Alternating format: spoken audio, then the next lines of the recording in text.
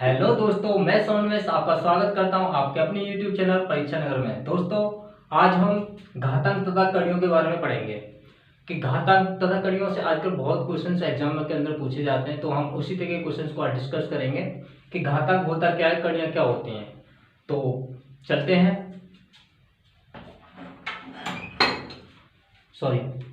तो घातांक तथा कड़ियों के बारे में पढ़ेंगे आज हम। घातांक क्या होता है, कड़ियाँ क्या होती हैं। तो दोस्तों, घातांक जो होता है हमारा, घातांक को पढ़ने से पहले एक चीज आती है आधार। आधार क्या होता है, घात क्या होती है। ठीक है दोस्तों, जैसे कि मैंने कोई भी संख्या ली एक, ये मैंने ले लिया कोई बीजीय अंक। ठीक है दोस्तों, तो यहाँ पे x की घात 5 है ये। तो ये जो ऊपर वाली जो संख्या होती है, ऊपर वाला जो लिखा हुआ अंक होता है, उसे कहते हैं हम घात। क्या कहते हैं दोस्तों, घात।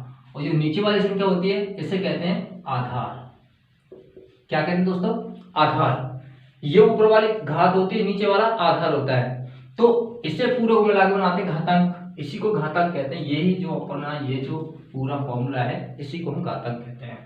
तो एक फॉर्मूला लिख लेते हैं। उसी फॉर्मूले के एक फॉर्मूला क्या, वो रामबाण है।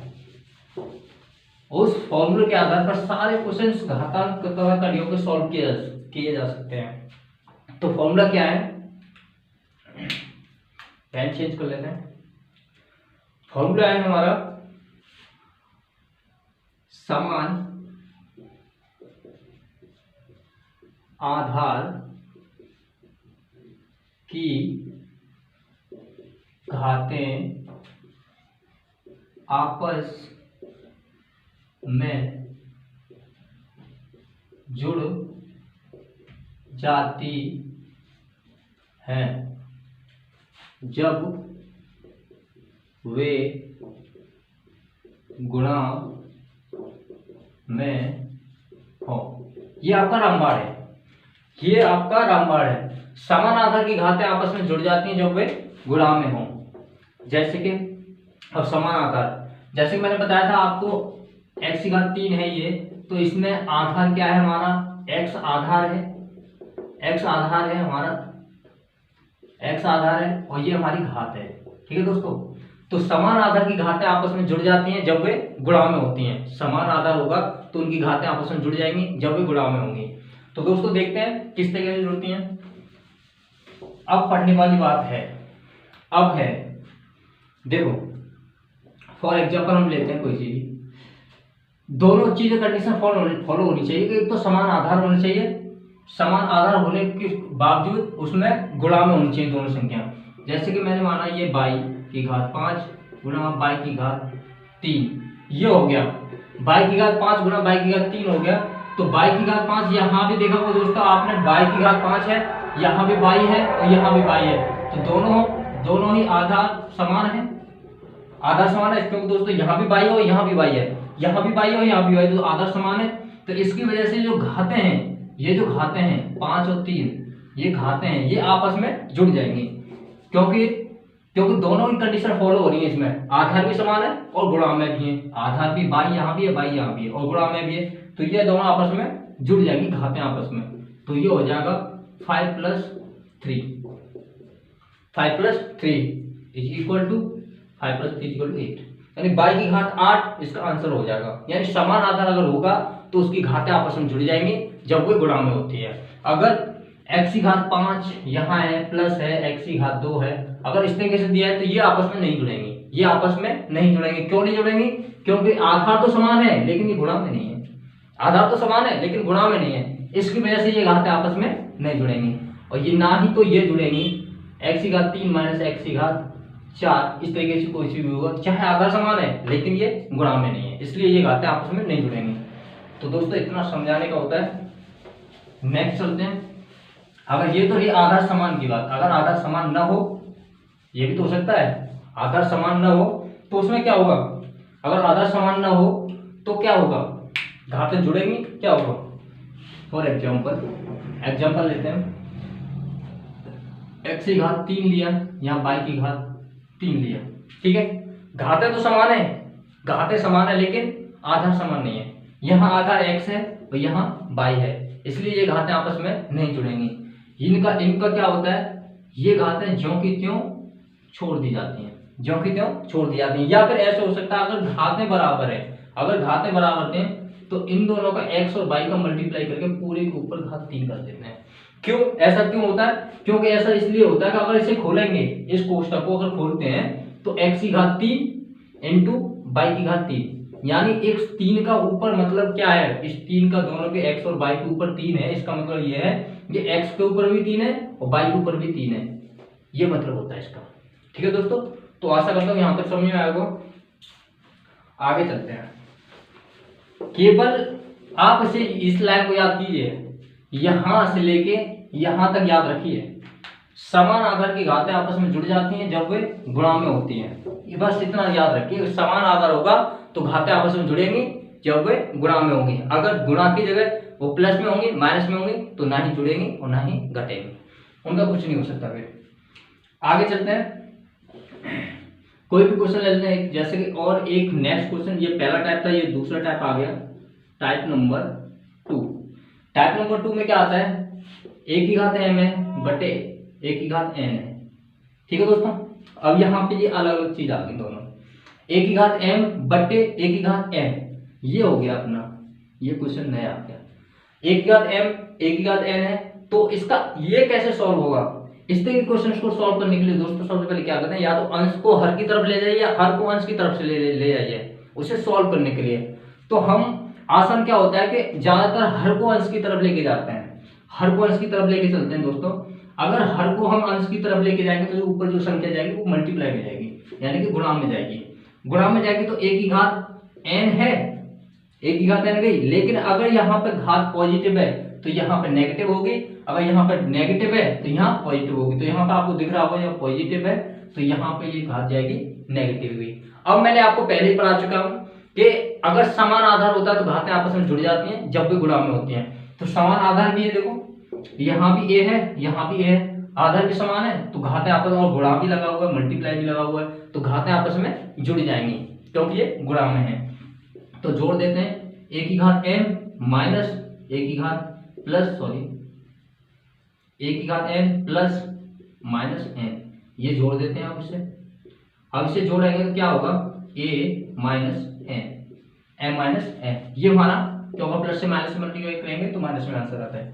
तो आंसर क्या है हमारा, a प्लस a की घात m माइनस n, ये हमारा आंसर हुआ। ठीक है दोस्तों, तो इस तरीके का एक क्वेश्चन और देख लेते हैं अच्छे से समझने के लिए। इधर साइड में देख लेते हैं, यहाँ पे मैं x की घात 15 अपॉन बट्टे में x की घात 4 कर लेते हैं। ठीक है दोस्तों, x की घात 4 कर लेते हैं। तो अगर इसे ऊपर लेके जाएंगे वही सेम फॉर्मूला यहाँ से। अब यहाँ पे आप इसे भूल जाना, आप इसे भूल जाना, ये फॉर्मूला डायरेक्ट कितना बन गया कि a की घात m बट्टे a की घात n बराबर a की घात m माइनस n आंसर होता है। ये बस याद रखना कि a अपॉन n, a की घात m बट्टे a की घात n बराबर a minus a m minus 1 n होता है, ये आंसर होता है। तो इसी तरीके से केवल a की जगह क्या दे रखा है, यहाँ a की जगह x दे रखा है, दोनों में देखो a की जगह x दे रखा है तो x ला गया। ठीक है, m माइनस n, m की जगह, ये m की जगह क्या दे रखा है 15 और ये n की जगह 4 दे रखा है। ठीक है, ये n की जगह 4 दे रखा है, तो क्या करेंगे m माइनस n यानी 15 माइनस 4, तो आंसर कितना आ गया डायरेक्ट आपका x की घात 11, ये आपका आंसर आ गया डायरेक्ट। ठीक है, तो इस तरह की ये आप इतना याद रखिए, आप इससे भूल जाइए कि ये मैंने क्या किया, ये तो मैंने समझाने के लिए किया था क्योंकि हमारे चैनल पर सभी विषयों को चैप्टर वाइज और डिटेल से पढ़ाया जाएगा। अभी आपको डिटेल से पढ़ा रहे हैं, चैप्टर वाइज पढ़ा रहे हैं, लेकिन जब हम क्वेश्चन लगाना स्टार्ट करेंगे तो क्वेश्चन आप 5 सेकंड के अंदर लगाएंगे। देखना, आप 5 सेकंड के अंदर क्वेश्चन लगाएंगे, 5 सेकंड के अंदर क्वेश्चन लगाएंगे, क्योंकि एग्जाम, किसी भी कॉम्पिटिटिव एग्जाम को क्वालिफाई करने के लिए सबसे महत्वपूर्ण चीज होती है कि स्पीड को मेंटेन कैसे किया जाए। क्योंकि 100 क्वेश्चन होते हैं और 1 घंटा होता है, 100 क्वेश्चन 1 घंटे में करने के लिए बहुत बड़ी बात होती है। तो इसलिए स्पीड को मेंटेन रखने के लिए आप देख रहे 5 मिनट 5 सेकंड के अंदर क्वेश्चन लगाएंगे, तो आप केवल इसे याद रखो, a की घात m बट्टे a की घात n बराबर a m माइनस n। एक तो ये हो गया, और एक मैंने आपको पहले बताया था, वो क्या बताया था मैंने, यहाँ कर देते हैं, इससे भी साफ कर देते हैं, खिचड़ी हो जाएगी नहीं तो। अगर आपको कोई भी समझ में नहीं आता तो आप कमेंट बॉक्स में जाके आप पूछ सकते हैं। कोई भी क्वेश्चन आपके मन में उठता है तो आप कमेंट बॉक्स में जाके नीचे जाके कमेंट करके पूछ सकते हैं। अगर आपको हमारा वीडियो हेल्पफुल लगता है, अगर अच्छा लगता है, तो प्लीज़ आपसे विनम्र निवेदन है कि आप हमारे चैनल को सब्सक्राइब करें और शेयर करना बिल्कुल ना भूलें, लाइक करना ना भूलें। लाइक करने से होगा कुछ नहीं, थोड़ा सा मोटिवेशन मिलेगा। ठीक है दोस्तों, तो आगे चलते हैं। मैंने आपको पहले बताया था एक की घात m इंटू एक की घात n होता है, तो क्या होता है डायरेक्ट आप ये याद रखिए a m प्लस n होता है, क्योंकि समान आधार की घातें आपस में जुड़ जाती हैं जब वे गुणा में होते हैं। तो आप केवल इतना याद रखिएगा। ठीक है दोस्तों, तो यहाँ तक ये आपकी घातें हो गई। और एक और क्वेश्चन आता है आपका, बहुत ज्यादा पॉपुलर क्वेश्चन हो गया आजकल, वो ट्रेंड में चल रहा है, ट्रेंडिंग क्वेश्चन क्या है अपना? ट्रेंडिंग क्वेश्चन क्या है? ट्रेंडिंग क्वेश्चन ये है कि 2 की घात 5 इस पूरे की घात 6। इस तरह के क्वेश्चन आजकल बहुत ट्रेंडिंग में चल रहे हैं। इस तरह के क्वेश्चन पूछे जाते हैं एग्जाम के अंदर। अगर एग्जाम के अंदर नहीं पूछे जाएंगे तो किसी न किसी क्वेश्चन के अंदर समाविष्ट होंगे। ठीक है, किसी न किसी क्वेश्चन के अंदर आपको मिलेंगे जरूर इस तरह के क्वेश्चन। तो इन तरह के क्वेश्चन का क्या होता है, देखो बेटा, इससे 2 की घात 5 है ना, 2 की घात 5 है और इस पूरे के ऊपर घात कितनी है, 6 है। तो इस तरह के क्वेश्चन को सॉल्व करने की करते क्या है कि जो घातें हैं, घातों का आपस में मल्टीप्लाई हो जाता है। क्या हो जाता है दोस्तों? घातों का आपस में हमेशा मल्टीप्लाई हो जाता है, गुणा कर देते हैं आपस में। तो देखो क्या होगा, 2 की घात 5 इंटू 6 यानी कि 2 की घात 5 के 30, ये इसका आंसर होगा। ठीक है दोस्तों, इस तरह के क्वेश्चन एग्जाम में पूछे जाते हैं आपके अंदर। ठीक है दोस्तों, तो यहाँ तक घातांक, मुझे लगता है कि घातांक आपको समझ में आया होगा। घातांक यहाँ तक समाप्त होता है। अब हम चलते हैं करणी की ओर, थोड़ी सी बात करते हैं। करणी की ओर खत्म नहीं हो पाएगा, लेकिन थोड़ी सी चर्चा कर लेते हैं, अगली वीडियो में देखेंगे करणी। इसे भी साफ कर देते हैं हम लोग। लेकिन ये रामबाण याद रखिएगा आप बिल्कुल, समान आधार की घातें आपस में जुड़ जाती हैं जब वे गुणा में होती है। तो अब देखते हैं क्या होता है आगे। करणी अंग्रेजी में कहते हैं इसे सर्स, करणियां। ठीक है दोस्तों, करणी क्या होती है? करणी का पहले तो साइन देख लीजिए आप, साइन क्या होता है, चिन्ह क्या होता है, इसका पहचान कैसे करेंगे ये करणी है कि नहीं है। करणी का सिंपल सा ये चिन्ह होता है, इसे कहते हैं करणी। क्या कहते हैं दोस्तों? इसे कहते हैं करणी। ये होता है हमारे करणी का चिन्ह। अब इस करणी के अंदर ही आप देखते हैं, इस करणी का एक तो ये चिन्ह होता है और एक इसका ही अलग वैल्यू निकाली जाए तो एक होता है कि जिसके भी ऊपर है उसकी 1/2 इसका मान होता है। करणी का मान 1/2 होता है। जैसे कि ये मैंने कर दिया, ठीक है, ये मैंने कर दिया, तो इसका मान, इसका मतलब क्या है, सॉरी, यहाँ पे कुछ भी है, अगर यहाँ पे मैंने m मान लेता हूँ और यहाँ पे a मान लेता हूँ। ठीक है दोस्तों, एक ही m मान लेता हूँ, यहाँ a मान लेता हूँ। इसका मतलब क्या है, अगर इसे सॉल्व करते हैं तो इसका मतलब होता है a की घात 1/m, a की घात 1/m, ये इसका आंसर होता है। इसका ये मतलब होता है a की घात 1/m, ये इसका मतलब होता है a की घात 1/m, ये मतलब होता है। अगर यहाँ पे कुछ भी ना लिखा हो, अगर यहाँ पे कुछ भी ना लिखा हो, जैसे m लिख रहा है ना, ये m ना लिखा हो, ये m नहीं लिखा हो, तो यहाँ पे हमेशा 2 माना जाता है। इसका मतलब क्या होता है, 2 होता है। अगर 2 के अलावा कोई भी और संख्या होगी तो यहाँ पे पहले से इंडिकेट दी होगी, संकेत दिया होगा यहाँ पे इतना छुपा हुआ, लेकिन वैसे यहाँ पे 2 छुपा होता है। अगर कुछ भी नहीं लिखा है तो यहाँ पे 2 छुपा होता है। अगर यहाँ कोई और संख्या लिखी होती है, 3, 4, 5, 6, 7, 8 और कोई भी संख्या होगी, वो आपको यहाँ पे इंडिकेट दी जाएगी, पहले से लिखी होगी यहाँ पे, इसका मतलब इस करणी में ये है। ठीक है, जैसे मैंने m बताया था उसी तरीके से कुछ ना कुछ यहाँ पे लिखा होगा, लेकिन 2 लिखा नहीं होगा, 2 लिखा नहीं होगा। ठीक है दोस्तों, तो यहाँ तक आशा करता हूँ आपको समझ में आया होगा। नेक्स्ट चलते हैं। अच्छा, ये जो मैंने 3 कर दिया यहाँ, इसका मतलब क्या है? इसका मतलब ये है कि अंदर जो भी संख्या है, अंदर करणी के अंदर जो भी संख्या है उसके जब फैक्टर करेंगे तो उसके 3 के जोड़े बनेंगे। अगर यहाँ 3 लिखा है तो 3 के जोड़े बनेंगे, अगर 4 और 4 लिखा है तो 4 के जोड़े बनेंगे, 5 लिखा है तो 5 के जोड़े बनेंगे। इस तरीके का इसका मतलब होता है। तो देख लेते हैं, जैसे कि मैंने कोई क्वेश्चन ले लेते हैं, 81 ले लिया मैंने, ठीक है दोस्तों। तो 81 का मतलब क्या होता है कि अगर 81 के हम फैक्टर करते हैं, 81 के फैक्टर करते हैं तो 3 इंटू 3 ये मैंने फैक्टर किए। इनका फैक्टर करने के बाद इसमें क्या होता क्या है कि ये जो 3 है इसका मतलब क्या है कि 3 के जोड़े बनेंगे अंदर से। ये 3 का एक जोड़ा बन रहा है तो इसमें से एक 3 बाहर आ जाएगा, एक 3 इसके बाहर आ जाएगा, √3 ये हो जाएगा आपका, ये इसका आंसर हो जाएगा।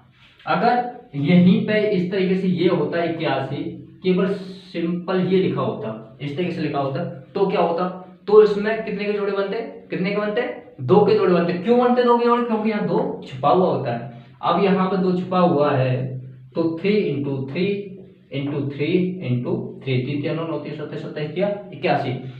तो यहाँ पे ये लिखा हुआ है तो इसमें क्या बनेंगे, 2 के जोड़े बनेंगे, क्योंकि यहाँ पे 2 लिखा नहीं है ना, यहाँ पे कुछ भी लिखा नहीं है तो वहां पे हम अपने आप से 2 मानते हैं, क्योंकि 2 छुपा हुआ होता है वहां पे। तो वहां पे 2, ये हो गया 2, तो 3 यहाँ पे कितने के जोड़े बनेंगे, 2 के, तो एक ये जोड़ा बन गया, एक ये जोड़ा बन गया। दोनों अगर बाहर आएंगे तो मल्टीप्लाई में आएंगे बाहर, तो 3 3 जा 9, ये इसका आंसर हो गया। ठीक है दोस्तों, इसका आंसर हो गया। अब मैं इसी तरीके को अगर हम घातों, जैसे कि मैंने ये बताया था, इस तरीके के क्वेश्चन को अगर घात के रूप में लेके आते हैं, उसे उस तरीके से सॉल्व करते हैं तो कैसे, तो क्या होगा, तो देख लेते हैं दोस्तों। तो भी ये 9 आंसर आया ना, ये ध्यान रखना 9 आंसर आया। इस तरीके से हम करें कैसे भी, तरीका कोई भी हो लेकिन आंसर एक आना चाहिए, तरीका कोई भी हो लेकिन आंसर एक आना चाहिए। तो देखते हैं वो 1/2 वाला जो आंसर है, सवाल है, उससे हमारा मैच करता है कि नहीं करता है। अगर मैच करता है तो ठीक है, और नहीं करता है तो गलत है। तो देखते हैं, यहां पे मैंने 81 रखा, ठीक है दोस्तों, ध्यान से देखिएगा, यहां पे मैंने 81 रखा, 81 की घात 1/2, यही तो बताया था मैंने। इस अंडर रूट का मतलब क्या होता है, घात 1/2, ठीक है दोस्तों। तो यहाँ पे ये कितने, 1 2 3 4, यानी कि इसका मतलब क्या है, समान आधारी घातें आपस में जुड़ जाती हैं जब वे गुणांक में होती हैं। तो 1 2 3 4, तो 3 की घात 4 ही तो मतलब है इसका, 3 की घात 4 ही तो मतलब है। तो ये क्या हो गया, 3 की घात 4 की घात 1/2। तो घातों का आपस में गुणा हो जाता है, जब मैं पहले ही आपको बता चुका हूं घातों का आपस में गुणा हो जाता है। तो 3 इंटू 4 गुणा 1/2, तो इससे कैंसिल करेंगे, 2 दूनी 4, आंसर क्या आया, 2 की 3 की घात 2, तो 3 किया 9। तो दोनों आंसर मैच करें, यानी कि तरीके दोनों सही हैं, तरीके वाले दोनों सही हैं। तो इस तरीके की कड़ियों को सॉल्व करते हैं। अगर आज के लिए बस इतना ही, कड़ियों के बारे में और आगे अच्छे से चर्चा करेंगे। अगर आपको हमारा वीडियो अच्छा लगता है तो आपसे विनम्र निवेदन है कि आप हमारे चैनल को सब्सक्राइब करें, आना ही पड़ेगा, क्योंकि यहाँ पे हर विषय को चैप्टर वाइज पढ़ाया जाएगा, हर विषय को डिटेल्स में पढ़ाया जाएगा। तो आप हमारे चैनल को जरूर सब्सक्राइब करें। आज के लिए बस इतना ही। जय हिंद, जय भारत।